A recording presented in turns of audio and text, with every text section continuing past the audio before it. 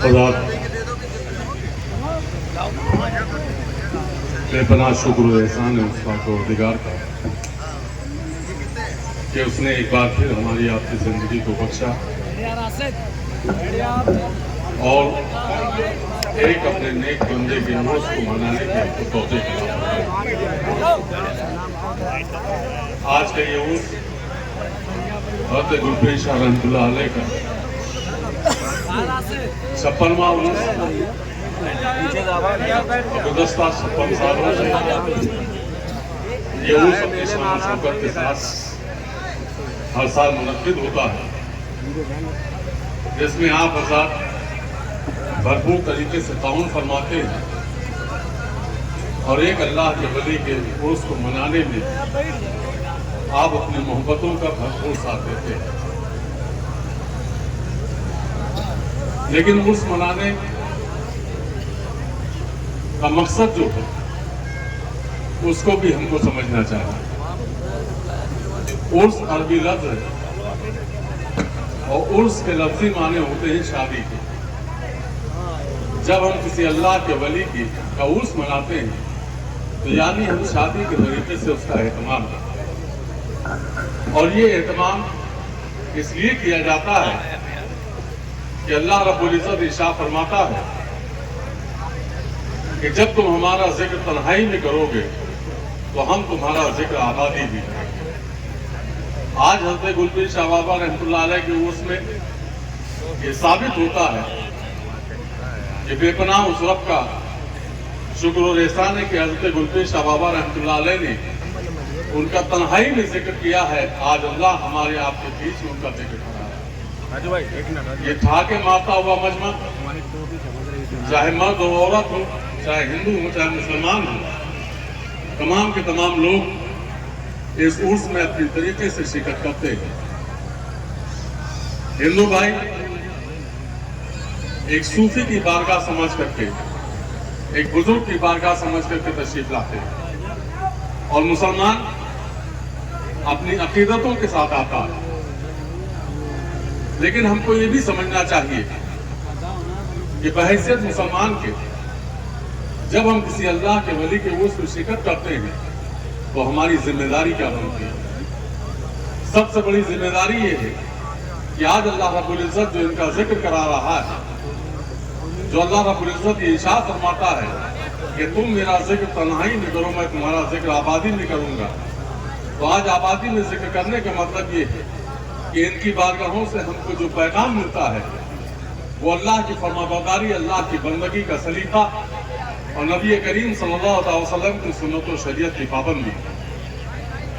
بحیثیت مسلمان کے ہماری یہ ذمہ داری بنتی ہے کہ ہم اپنے رب کی بندگی کریں اور نبی کریم صلی اللہ علیہ وسلم کی سنتوں کو پر عمل کرنے کی کوشش کریں، تاکہ ہمارے عرس کرنے کا مقصد اور ان کی بارگاہوں میں آنے کی ہماری سچی اخلاقی عقیدت قبول ہو جائے۔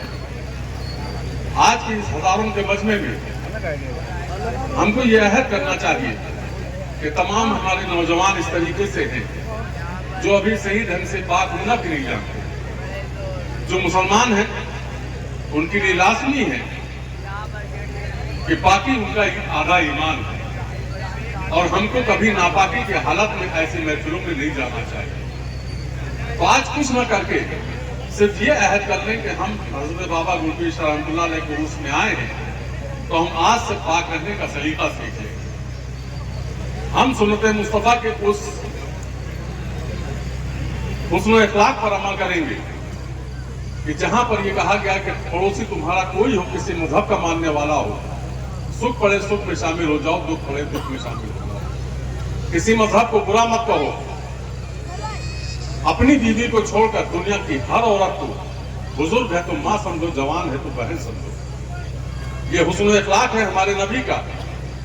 نبی کریم صلی اللہ علیہ وسلم جب مدینے کی گلیوں میں نکلتے تھے، ایک ضعیفہ تھی جو آپ پر کوڑا پھینکا کرتی تھی، نہ وہ ہندو تھی نہ وہ مسلمان تھی، وہ ایک یہودی تھی۔ ساتھ میں آپ کے قوم کے خلیفہ اول حضرت ابوبکر صدیق رضی اللہ تعالیٰ عنہ۔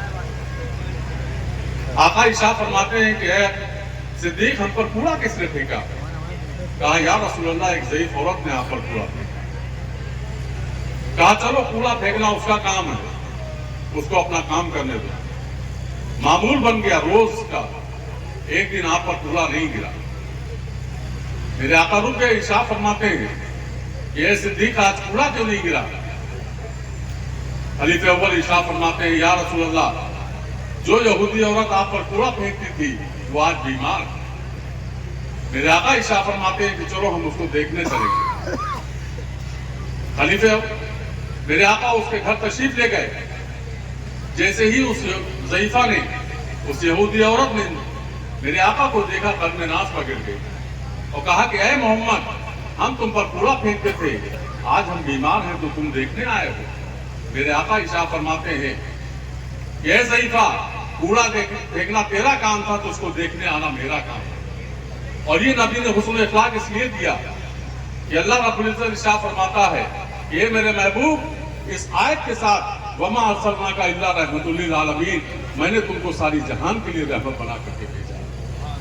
اس رحمت کا یہ نمونہ ہے کہ میرے آقا اپنے حسن اخلاق کے ساتھ ہم امتیوں کو یہ سبق دے رہے ہیں کہ تمہارا حسن اخلاق کیسا ہونا چاہیے، کس طریقے سے محبتوں کے ساتھ زندگی ہم کو گزارنی چاہیے۔ ان اللہ کے ولیوں کی بارگاہوں میں صرف یہ ٹھاٹے مارتا ہوا مجمع ہی آ جانا کام نہیں ہے۔ آپ قوالی کی شکل میں نعت بھی سنتے ہیں، آپ قوالی کی شکل میں منقبت بھی سنتے ہیں، تو اس سے ہم کو کوشش یہ کرنا چاہیے کہ ایک نعت میں جب نبی کی نعت پڑھی گئی تو اس میں کیا کیا تعریف ہوئی، اور وہ تعریف صرف یہ اس لیے نہیں ہے کہ ہم تعریف کر رہے ہیں، وہ تعریف رب نے خود قرآن پاک میں کی۔ اسی طریقے سے جب منقبت پڑھی جاتی ہے تو ان میں ان بزرگوں کی بارگاہوں میں ہماری خراج عقیدت ہوتی ہے، ہماری غلامی ہوتی ہے، اور اس غلامی کے ساتھ ہم اپنے آپ کو ان بزرگوں کی بارگاہوں میں پیش کرتے ہیں۔ کئی لوگوں نے سوال کیا کہ گلپیر شاہ بابا کے عرس کی تصدیق کیسے؟ آج میں بہت صاف آپ کو بتانا چاہتا ہوں کہ یہ 56واں عرس ہے۔ اسی رسول آباد کی سرزمین پر میرے شیخ شمالی ہند کے عظیم روحانی پیشوا، آقائی و مولائی مرشدی و حبیبی حضور حضرت سید شاہ الحاج محمد مشہود اللہ کوٹ عبدالعلیم صاحب قبلہ بقائی آسیمنی ثم صدیق الرضوان نے چند سلسلے کے ان ذمہ داروں کے ساتھ اس رسول آباد کے تمام اس دور کے جو ذمہ داران تھے ان کے ساتھ یہاں تشریف لائے اور ارشاد فرمایا کہ یہاں پر ایک ایسا اللہ کا ولی لیٹا ہوا ہے جس کی عمر اتنی ہے کہ جن کے پاؤں کے بال کا سفید ہو چکے ہیں۔ اور جب ایک اللہ کا ولی جب کسی اللہ کے ولی کی تصدیق کرتا ہے تو پھر نہ شجرہ مانگا جاتا ہے، نہ کوئی تصدیق کی سند مانگی جاتی ہے۔ ابھی آپ کو میں بتاؤں، میں سرحد شریف گیا تھا، حضرت مجدد علی ثانی کی بارگاہ، وہاں سے چند کلومیٹر پر ایک براج شریف ہے جہاں پر ایک نبی آرام فرما ہے۔ ان نبی کے بارے میں کوئی نہیں جانتا تھا، لیکن حضرت مجدد علی ثانی علیہ رحمۃ نے وہاں جا کر کے باراج شریف میں یہ تصدیق کی کہ یہاں پر ایک اللہ کا حبیب لیٹا ہوا ہے، اللہ کا نبی لیٹا ہوا ہے، اور حضرت مجدد علی ثانی علیہ رضوان روز فجر کی نماز پڑھنے کے لیے وہاں جایا۔ تو جب ایک اللہ کا ولی جب کسی چیز کی تصدیق کرتا ہے تو وہاں پر سند کی ضرورت نہیں ہوا کرتی ہے، اور وہ سند اگر کسی کو دیکھنا بھی ہے تو آج یہ لاکھوں لوگوں کا جو مجمع ہے یہ سند کی شکل میں دیکھ سکتا ہے، بغیر کسی وجہ سے کوئی کہیں نہیں آتا جاتا ہے۔ تو آج یہ گلپیر شاہ بابا کے عرس میں ٹھاٹے مارتا ہوا مجمع یہ ثابت کرتا ہے کہ سچے دل کے ساتھ ایک اللہ کا ولی یہاں پر لیٹا ہوا، اور ہماری غلامی، ہماری محبتیں، ہماری خراج عقیدت سب ان کے ساتھ ان کی بارگاہ میں قبول ہو رہی ہے۔ آپ سب نے اپنا تعاون کیا، آپ نے کمیٹی کی حوصلہ افزائی کی۔ میں ایک ادنا سا خادم ہونے کی حیثیت سے آپ عام حضرات کو کا شکر گزار ہوں کہ آپ اس طریقے سے اس عرس کو منانے میں حوصلہ افزائی کرتے ہیں، اپنا ساتھ دیتے ہیں۔ رسول آباد ہو، چاہے اطراف کا علاقہ ہو، چاہے کسی علاقے کے لوگ ہوں، لیکن آج یہ گلپیر شاہ بابا کا عرس ایک اپنی پہچان اور شناخت رکھتا ہے، اور اس شناخت کے ساتھ آپ سب اس میں شریک ہوتے ہیں۔ یہاں کے قصبے کے ہمارے ہندو بھائی ہوں، مسلمان ہوں، اطراف کے لوگ ہوں، وہ سارے کے سارے لوگ ایک عقیدت کے ساتھ ہم بزرگوں کی بارگاہوں میں حضرت گلپیر شاہ بابا کے عرس میں شرکت کرتے ہیں۔ لیکن آج میری صرف آپ حضرات سے اتنی گزارش ہے کہ جو مسلمان ہیں وہ پاک ہونے کا سلیقہ سیکھیں، جو مسلمان ہیں وہ نبی کے سنت پر عمل کرنے کا طریقہ سیکھ لیں۔ جس دن اس طریقے پہ عمل کرنے جائیں گے ہماری عقیدتیں اور بڑھ جائیں گی اور ہمارے لیے فائدے کے دروازے اور کھل جائیں گے۔ ہماری ماں بہنیں تشریف فرما ہیں، ان کے لیے بھی ایک ہی سبق ہے کہ آپ اگر مسلمان ہیں تو آپ کو یہ جاننا چاہیے کہ آپ کو خاتون جنت حضرت فاطمہ زہرا رضی اللہ تعالیٰ عنہا کی سرداری میں آپ کو جنت میں جانا ہے۔ اور خاتون جنت کی وہ ذات پاک ہے کہ جنہوں نے اپنے دامن کو جب پھیلایا تھا تو عرش کا پایا ہل گیا۔ جس دن آنچل پھیلا دیا تھا خاتون جنت نے، عرش کا پایا ہل گیا تھا، حضرت جبریل کو تشریف لانا پڑا تھا۔ تو خاتون جنت کی آپ باندھی ہیں تو آپ کے لیے لازمی ہے کہ آپ پر بھی نماز فرض ہے، آپ پر بھی نیکیاں فرض ہیں، آپ پر بھی سنتیں فرض ہیں۔ آپ بھی کوشش کیا کریے کہ ہم خاتون جنت کے سچے جانشین بنے تاکہ ان کی سرداری ہم کو نصیب ہو جائے۔ یہی سب سے بڑا اللہ کے ولیوں کی بارگاہوں سے ہم کو درس ملتا ہے، سبق ملتا ہے، اس سبق پر ہم کو عمل کرنا چاہیے۔